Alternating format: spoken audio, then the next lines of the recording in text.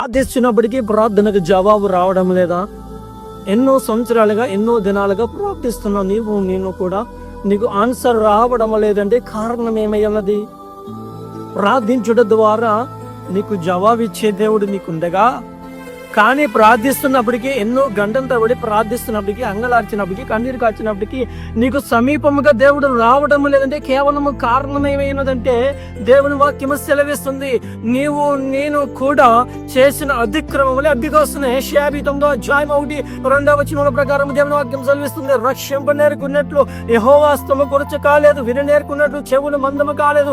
ఆయన చెవులు మందము కాలేదు. మీ దోషములు మీ దేవునికి అడ్డముగా వచ్చినాయి. మీ పాపమును ఆయన ముఖమును మరుగుపరిచిన కనుక ఆయన ఆలకింపగా ఉన్నాడు. ఆయన ముఖము మరుగుపరిచే రీతిగా నీ శాపము, నీ పాపము, నీ అతిక్రమము నిలిచి ఉన్నది. అందుకే నీ ప్రార్థన, నా ప్రార్థన ఆలకించడం లేదు. ప్రియ సహోదరి, సహోదరుడా, ప్రియ యవన కుమారుడు, యవన కుమార్తె, ఈ రాత్రి కాల సమయంలో దేవుని వాక్యం సెలవిస్తుంది, నీవు నీ ప్రార్థన ఎందుకు జవాబు రావడం లేదు?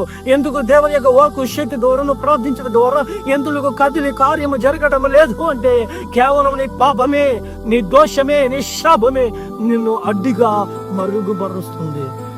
దేవుని యొక్క మరుగుపరిచి నీకు జవాబు రానివ్వకుండా చేస్తున్న ఏ పాపం అవుతుందో దేవుని ఎదుట నేను ఒప్పుకొని విడిచిపెట్టగలిగితే, ఆయన కృప, ఆయన హస్తము బావుగా మన మీద చాపి మనల్ని అందరినీ రక్షించి బలపరిచి నూతనమైన శక్తి చేత మనందరినీ ఒక ఉన్నతమైన ప్రార్థన శక్తి ద్వారా ప్రార్థన పరురాలుగా ప్రార్థించినప్పుడు జవాబు వచ్చే ఒక జీవితంలో సాక్షిగా నిలబడే యోగ్యత మనకి కలుగును గాక. హల్లెలూయా.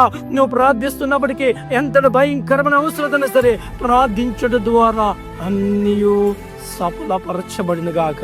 హల్లెలూయా, హల్లెలూయా.